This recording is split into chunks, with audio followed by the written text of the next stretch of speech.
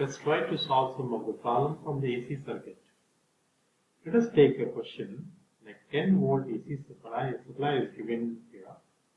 For different frequency, the impedance of the circuit load changes. So when the frequency is 25 Hz, there is some current is there.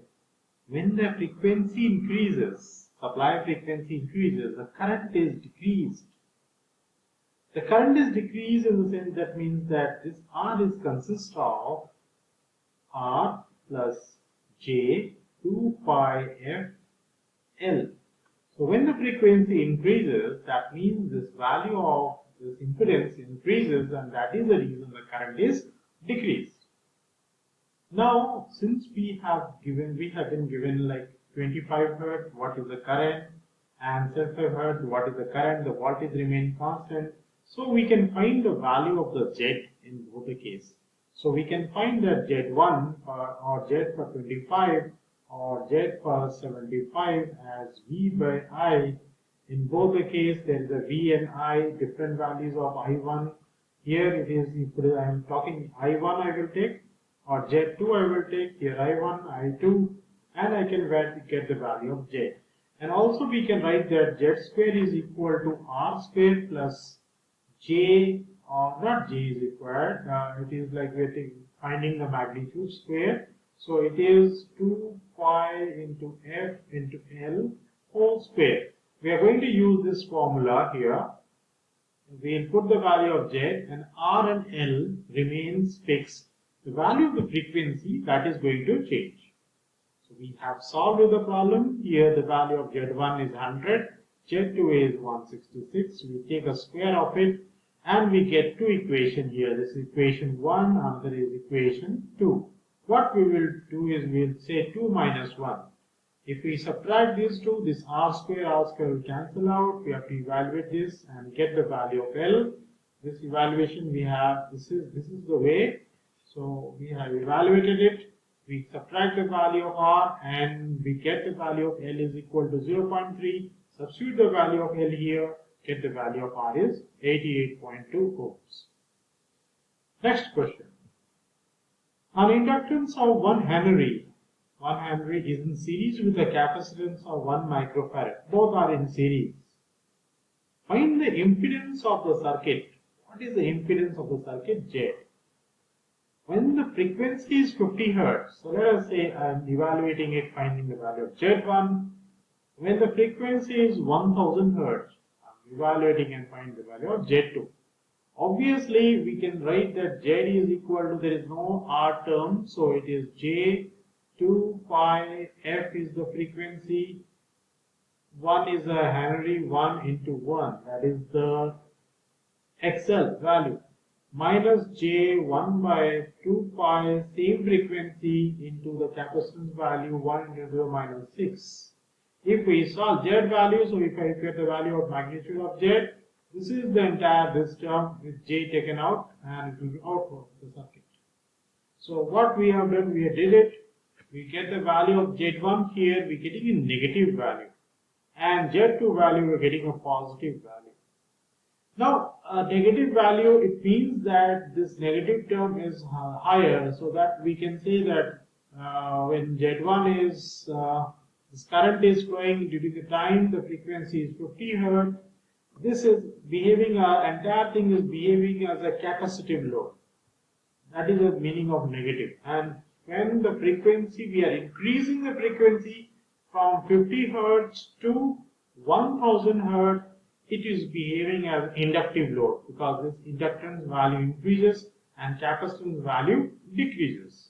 So this is the message of the circuit, that when changing the frequency, the load changes.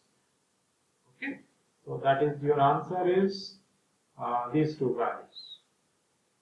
Next question. A coil of power factor 0.6 is in series with the 100 microfarad capacitor.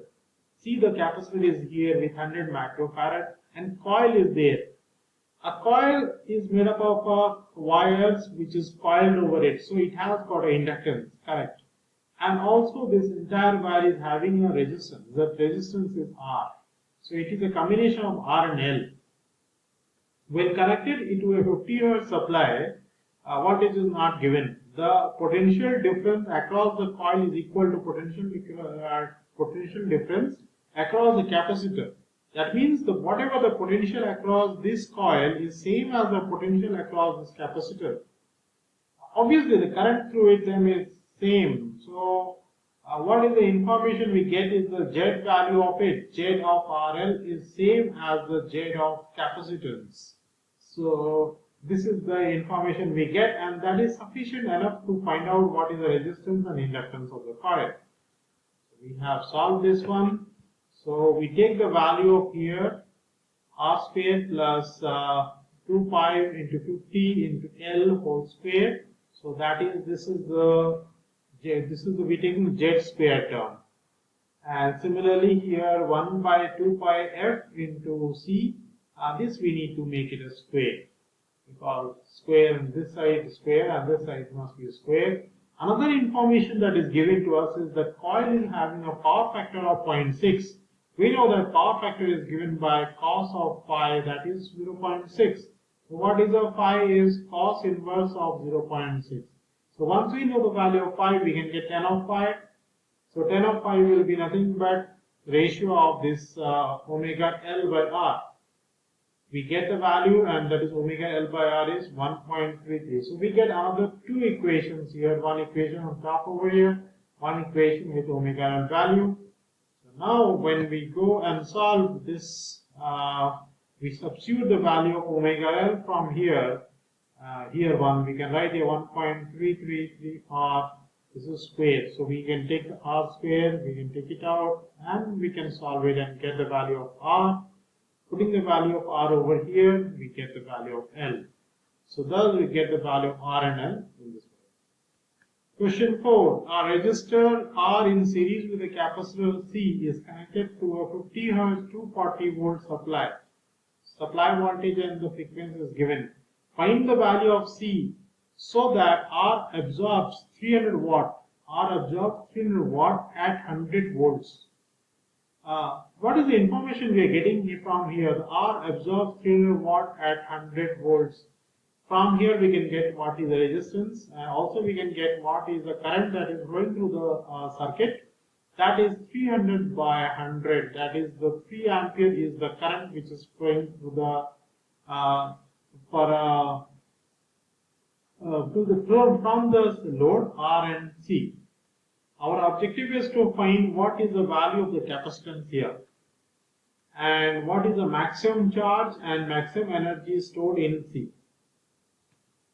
So we have solved that one. So these values, the voltage across the R is 100 volt. What is the voltage across the capacitor? Do not make it like subtraction of 240 minus of 100 and we get no, that is not right way. Rather, there is a complex number, so it has to be taken square root of. So VC is equal to root over of V square minus VR square. Then we get 218.17 volt.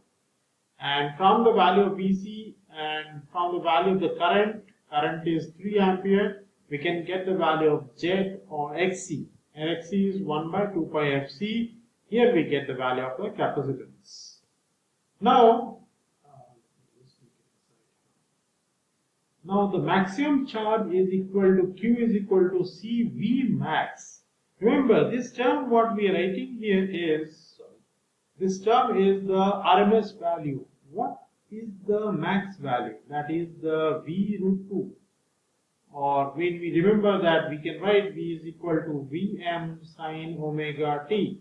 Here it is written in terms of V max. And when we write in this term here 240, in this manner, so it is the RMS value. So convert into the maximum value, the V root 2. Substitute here V root 2 because the voltage across this capacitor is 218.17 into root 2, and we multiply, we get the in terms of Coulomb, and energy is half Q square by C, that is we get 2.083 joules. Next is when a 1 ampere is passed through 3 air core coil. Air core coil is, these are the air core iron core. You could have, there should have this line 2 lines would have been there. So this is the air core and in series the voltage drop are respectively 6, 3 and 8. 6, 3 and 8, these are the voltage drops in the 3 coil when the current is 1 ampere, when the current is 1 direct current, DC current is flowing, and 5, 7, 5 and 10 volt, 7 volt, 5 volt and 10 volt when 1 ampere alternating when AC current is flowing. When AC 1 ampere is flowing, these are the voltages. When DC 1 ampere is flowing, these are the voltages. So 1 ampere is flowing by default, there is no change. And then this is the voltage across A, B and C. Now from this, what are the information we can get? The voltage drop is 6 volt when 1 ampere DC is flowing. So obviously it gives me the information about RA. RA is equal to 6 ohm. Similarly, RB is giving us 3 ohms. And similarly, RC is given as 8 ohms. This gives me the value of, the DC values give me the value of the resistances. Now the AC 1 ampere and this voltages gives us the value of the impedance ZA. ZA is 7 ohm. ZB is 5 ohms. ZC is equal to 10 ohm. So we get the value of ZA and RA. Obviously, you can find the value of XA out of it. So, we have solved this problem. So, here we get the value of X by root over of Z square minus R square. We get all the 3 X values. So, power factor is nothing but cos of 10 inverse of X by R. So, substitute the value, we get all the answers. Now, when it is asked power factor of the whole circuit, so what we have to do is we have to just add all the resistance here. All the resistance you add, it comes out to be 17. On all the inductance you are there, you just add and put it 13.6 J. And when you find the power factor in the same formula, cos of 10 inverse of X by R, it is coming 0.78. So I hope these 3 problems give you some insight of the AC circuit problems, and this will help you to solve many other problems. So thank you very much for watching this and learning. I hope you have learned something out of it. Thank you very much again.